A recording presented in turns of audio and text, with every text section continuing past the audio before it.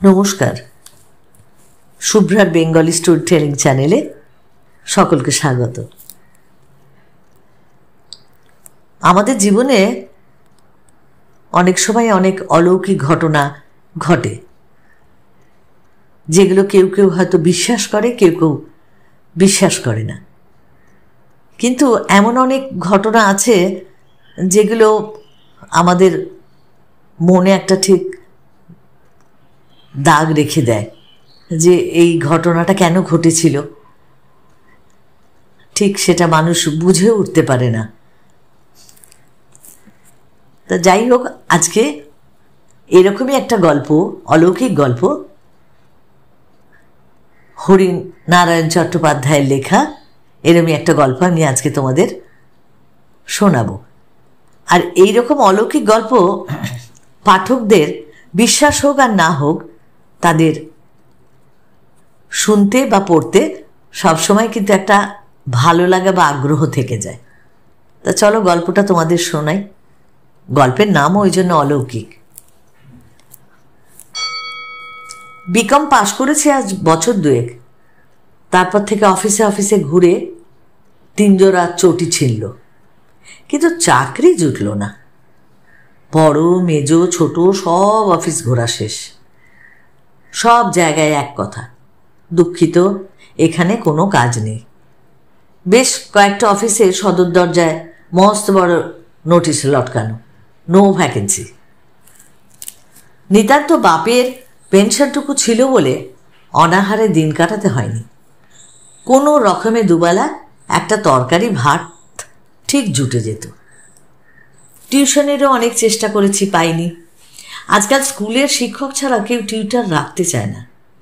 শুধু পড়ানো নয়, প্রশ্নপত্রও যাতে জানা যায়, এরকম যখন অবস্থা, তখন একটা অদ্ভুত আমার কাণ্ড ঘটল। এমন অদ্ভুত যে এত বছর পরেও ঘটনাটা মনে হলে গায়ে কাঁটা দিয়ে ওঠে। মাঝে মাঝে ভাবি, সত্যি কি এটা ঘটেছিল? পার্কে একটু বিশ্রাম করে আবার চাকরির সন্ধানে বের হলাম। বড় রাস্তা ছেড়ে স্যাঁতস্যাঁতে গলিতে অন্ধকার সিঁড়ি বেয়ে ছোট ছোট অফিসে ঘোরা তখন শুরু করলাম।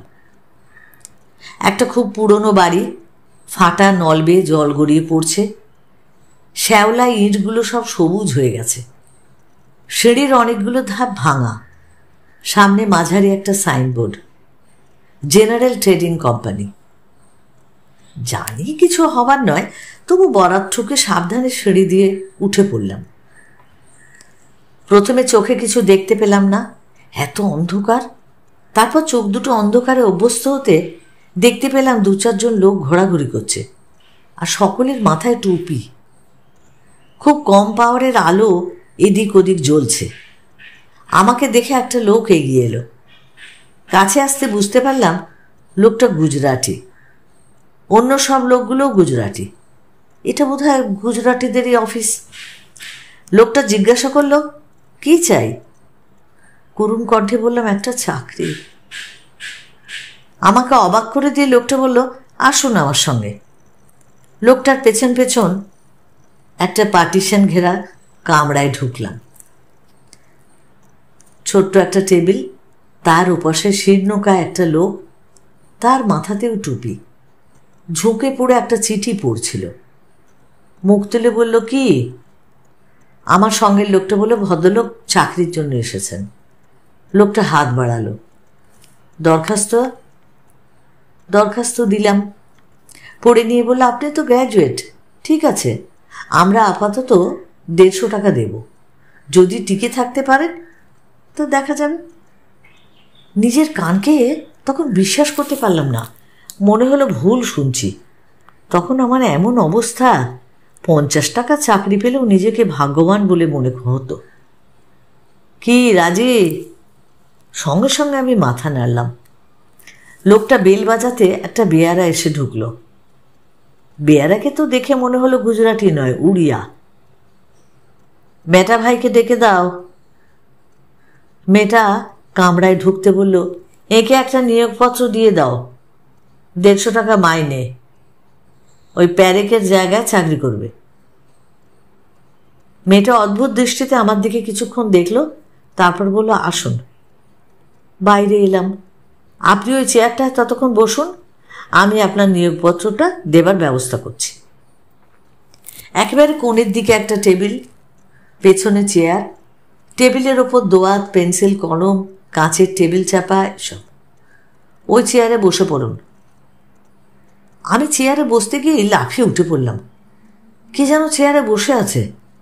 আমি তার কোলের উপর বসে পড়েছি। উঠে দাঁড়িয়ে আশ্চর্য হলাম, ওমা, চেয়ার তো খালি, কেউ তো নেই। তাহলে বুঝতে পারলাম আমারই ভুল। চাকরি পাবার আনন্দে বোধহয় মাথাটায় আমার গোলমাল হলো নাকি। আবার চেয়ারে বসলাম, একই ব্যাপার। কিন্তু এবার আর আমি উঠলাম না, চেপে বসে রইলাম। স্পষ্ট দেখলাম আশপাশে দাঁড়ানো গুজরাটি বাবুদের চোখ বিস্ফারিত হয়ে গেল। আস্তে আস্তে তারা যে যার জায়গায় ফিরে গেল। যথাসময়ে নিয়োগপত্র হাতে এলো। বাড়ি ফিরে প্রথমেই বাবার কাছে গেলাম। বারান্দায় পাশাপাশি দুটো চেয়ারে বাবা আর মা। রোজই আমার অপেক্ষায় তারা এইভাবে বসে থাকেন। চাকরি পাবার খবরটা দিতেই দুজনে কিন্তু বলে উঠলেন, তোমার মাথায় ওটা কি? মাথায়? মাথায় আবার কি হলো? বারান্দার একদিকে দেয়ালে একটা আয়না টাঙানো ছিল। তার সামনে গিয়ে দাঁড়িয়ে আমি অবাক হয়ে গেলাম। আমার মাথায় পুরনো একটা গুজরাটি টুপি। আশ্চর্য কাণ্ড, এই টুপি আমার মাথায় এলো কি করে? সহকর্মীদের কেউ বোধহয় রসিকতা করে আমার মাথায় পরিয়ে দিয়েছে, কিন্তু আমার মাথায় পরিয়ে দিল আর আমি টেরও পেলাম না। টুপিটা খুলে ঘরের কোণে ফেলে দিলাম। দিন 5-6 অফিসে যাওয়ার পর অনেক কিছু জানতে পারলাম। আমি যে চেয়ারে বসি সেই চেয়ারে আগে প্যারেক বসত। কাজ করতে করতে প্যারেক ওই চেয়ারে বসেই মারা গেছে। অফিসের সকলের ধারণা প্যারেক এখনো ওখানেই বসে। প্রথম দিন চেয়ারে বসতে গিয়েই মনে হয়েছিল আর কেউ যেন বসে রয়েছে, কিন্তু ওই একটা দিনই, তারপর আর কিছু টের পাইনি। পরে আমার কথাও মনে হয়েছিল যে অফিসে আমি একমাত্র বাঙালি বলে অন্য সবাই আমাকে হয়তো ভয় দেখিয়ে তাড়াতে চায়। কিন্তু আমার ভুল ভাঙল। মাথা নিচু করে কাজ করছিলাম, হঠাৎ টুং করে একটা শব্দ। মুখ তুলে দেখি টেবিলের ওপর যে জল ভর্তি কাঁচের গ্লাসটা ছিল সেটা শূন্যে উঠে একটু কাত হলো। অর্ধেকের বেশি জল শেষ হয়ে গেল। ঠিক মনে হলো পাশে দাঁড়িয়ে কে যেন জলটা খেলো। আমি ভীতু এমন অপবাদ কিন্তু কেউ কখনো দেয়নি, বরং সবাই আমাকে ডান পিঠে বেপরোয়া বলেই জানে। কিন্তু চোখের সামনে ব্যাপারটা দেখে আমার মেরুদণ্ড বেয়ে যেন একটা ঠান্ডা স্রোত বয়ে গেল। বুকের স্পন্দনটা দ্রুততর হলো। শুধু কি এই, লেজারে দাগ দেব বলে লাল পেন্সিলটা যেমনি তুলতে গেছি অমনি চমকে উঠে হাত সরিয়ে নিতে হয়েছে। কে যেন আগেই পেন্সিলটা আঁকড়ে ধরেছিল। আমার পাশে মানু ভাই বসত, বয়সে প্রায় আমারই সমান। ছুটির পর তাকে সব কিছু বললাম। সে মন দিয়ে সব শুনে বলল, প্যারেক এখনো অফিসের মায়া কাটাতে পারেনি। কি করেই বা পারবে? লোকটার অফিস অন্ত প্রাণ ছিল। রোজ 8টা-9টা পর্যন্ত অফিসে বসে থাকত। কি বলবো, সব শুনে গেলাম। এতদিন আমার ধারণা ছিল মানুষ মৃত্যুর পরেই ছাই হয়ে যায় আর তার অস্তিত্ব থাকে না, কিন্তু চোখের সামনে অলৌকিক কাণ্ড দেখে আমার ধারণা বদলে যাচ্ছে। নিজের মনকে বোঝালাম, আত্মা থাক বা না থাক আমার জানবার কোনো দরকার নেই। আত্মা থাকলেও সে তো আমার কোনো অনিষ্ট করছে না। কাজে আমার চাকরি ছাড়ার কোনো প্রশ্নই ওঠে না, বিশেষ করে যে চাকরিটা এত কষ্ট করে সংগ্রহ করেছি। এরপর ব্যাপারটা চরমে উঠল। ম্যানেজার ডেকে বলল, আজ অফিসের পর থেকে আপনি লেজারটা সব লিখে ফেলবেন। কাল সকালে অডিটর আসবে, বেয়ারাও থাকবে আপনার সঙ্গে। পুরো লেজার লেখা মানে তো প্রায় ঘন্টা 3-এর ব্যাপার। অফিস ছুটির পর নেমে গিয়ে সামনের দোকানে কিছু খেয়ে যখন ফিরে এলাম তখন অফিস খালি, শুধু একটা টুলে বেয়ারা বসে আছে। আমাকে দেখে বেয়ারা বলল, বাবু আপনি তাহলে কাজ শুরু করুন, আমি বাড়ি থেকে বরং একটু খেয়ে আসি। আমার বাড়ি কি খুব কাছে, আপনি 8টা অবধি তো আছেন, তার মধ্যেই আমি ফিরে আসব। বেয়ারা চলে গেল। আমি লেজার খুলে বসলাম। কতক্ষণ কাজ করেছিলাম খেয়াল নেই, হঠাৎ খটখট শব্দ হতে মুখ তুলে দেখেই আর চোখ নামাতে পারলাম না। ঠিক অফিসের মাঝখানে একটা কঙ্কাল মূর্তি হেঁটে বেড়াচ্ছে। মাথায় কালো টুপি, দুটো হাত পেছন দিকে, এদিক থেকে ওদিক, আবার ওদিক থেকে এদিক, ঠিক যেমনভাবে পরীক্ষার সময় গার্ডরা পায়চারি করে ঠিক তেমনি। পকেট থেকে রুমাল বার করে চোখ দুটো মুছে নিয়ে ভালো করে দেখলাম, সেই একই দৃশ্য। কঙ্কাল মূর্তি পায়চারি করছে একভাবে। কপালে বিন্দু বিন্দু ঘাম উঠে গেল, হাত অসাড়, লেজারের পাতায় একটা আঁচড়ও পড়ল না। ভাবলাম চাকরি মাথায় থাক, কোনো রকমে বের হতে পারলে আর কোনোদিন এ মুখো হব না। কিন্তু যাবার উপায় নেই। ঠিক বের হবার মুখে কঙ্কাল মূর্তি বেড়াচ্ছে, তার কাছাকাছি যাবার সাহস আমার নেই। ভয়ে ভয়ে জ্বরের গ্লাসটায় চুমুক দিলাম, গলা শুকিয়ে কাঠ হয়ে আসছিল। একটু পরেই কঙ্কাল মূর্তি আর দেখতে পেলাম না। যেমন হঠাৎ এসেছিল তেমনি হঠাৎই হাওয়ায় মিলিয়ে গেল। হাত ঘড়ি দেখলাম, প্রায় 1 ঘন্টা চুপচাপ বসে আছে। কাজ অনেক পিছিয়ে গেল, তার মানে আমাকে আরও 1.5 ঘন্টা বেশি থাকতে হবে। কিন্তু কী আশ্চর্য, যতক্ষণ কঙ্কাল মূর্তিটা চোখের সামনে ছিল বেশ ভয় ভয় করছিল, এখন মূর্তিটা সরে যেতেই সাহস ফিরে এলো। কাজে হাত দিলাম, লেজারে কলম ঠেকাতে গিয়েই চমকে উঠলাম। যেটুকু লেখা বাকি ছিল অচেনা হাতের লেখায় সব ভর্তি হয়ে গেছে। তার মানে আমার বাকি কাজটুকু কে করে দিয়েছে? এ হাতের লেখাও তো আমার নয়। সে বিষয়ে আমি ঠিক একেবারে স্থির নিশ্চিত। শুধু লেখা নয়, প্রত্যেক পাতার শেষে যোগফল পর্যন্ত লাল কালিতে লেখা। 8টার একটু আগে বেয়ারা এসে হাজির। আমি তাকে বললাম, আমার কাজ শেষ, তুমি অফিস বন্ধ করে দাও। রাস্তায় এসে বেয়ারা জিজ্ঞাসা করলো, বাবু কিছু দেখলেন নাকি? আমি চেপে গিয়ে উত্তর দিলাম, না, কি দেখব? বেয়ারা আর কিছু বলল না। পরের দিন অফিসে আসতেই বেয়ারা এসে দাঁড়ালো। লেজার বইটা নিয়ে, ম্যানেজার বাবু আপনাকে যেতে বলছেন। বুঝতে পারলাম অডিটর বোধহয় এসে গেছে, হিসেব দেখার কাজ শুরু হবে। লেজার বই নিয়ে ম্যানেজারের ঘরে ঢুকলাম। অডিটর নেই, ম্যানেজার একলাই বসে আছে। আমাকে দেখে জিজ্ঞাসা করলো, কি সব লেখা হয়ে গেছে? আমি বললাম হ্যাঁ, বলে লেজারটা এগিয়ে দিলাম। ম্যানেজার লেজারের পাতা উল্টাতে লাগলো। কয়েকটা পাতা উল্টেই বিস্মিত দৃষ্টিতে আমার দিকে চেয়ে বললে, এ কি, এটা কার হাতের লেখা? কার হাতের লেখা আমার জানা নেই, তাই কোনো উত্তরও আমি দিতে পারলাম না।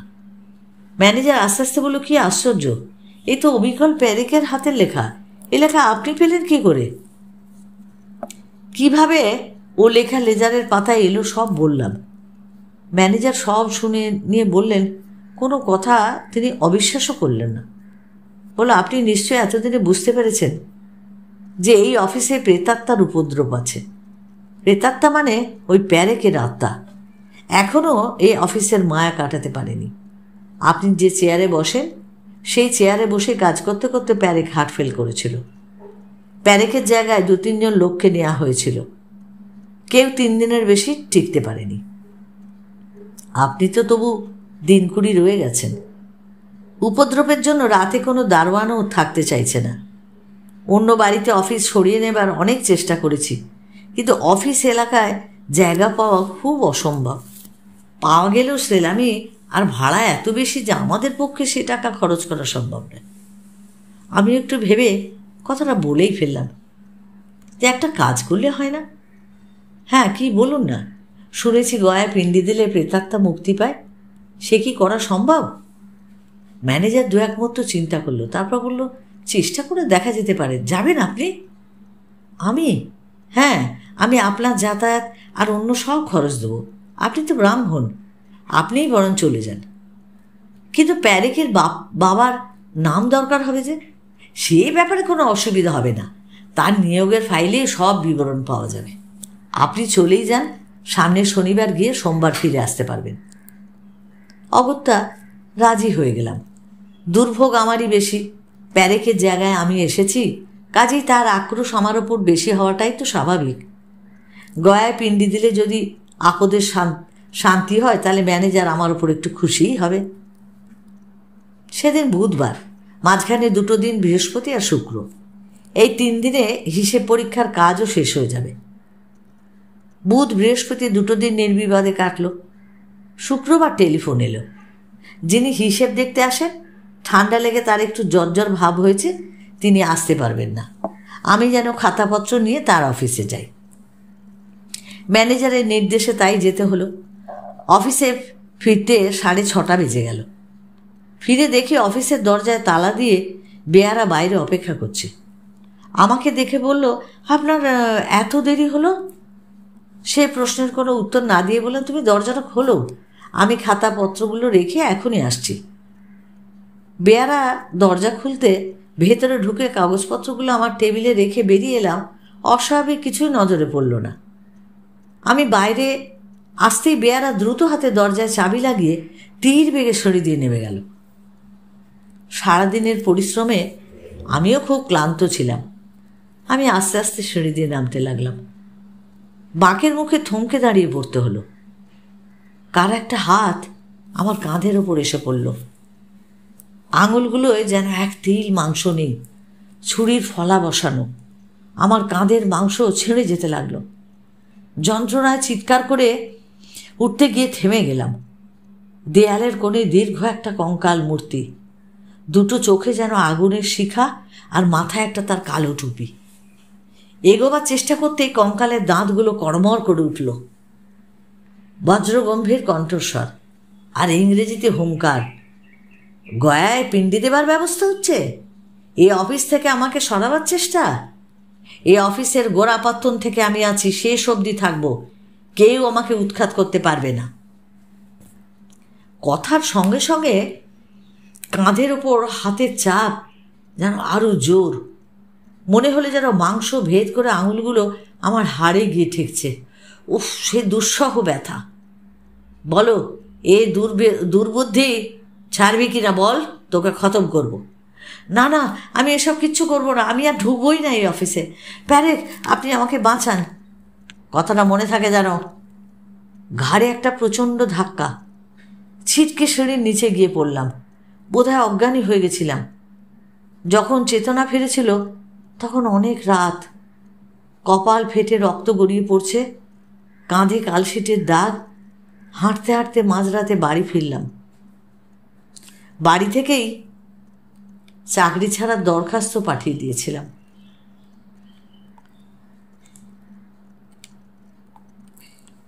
এই গল্পটা, এই অলৌকিক গল্পটা যদি তোমাদের ভালো লাগে, তাহলে তোমরা অবশ্যই লাইক করো, প্রিয়জনকে শেয়ার করো। আর যারা এখনও সাবস্ক্রাইব করোনি, প্লিজ একটু সাবস্ক্রাইব করে আমার পাশে থেকো। আর যারা আমাকে সাবস্ক্রাইব করেছো, তাদেরকেও আমার অনেক অনেক ধন্যবাদ পাশে থাকার জন্য। সকলে ভালো থেকো, আর অপেক্ষায় থেকো আমার পরবর্তী গল্পের জন্য।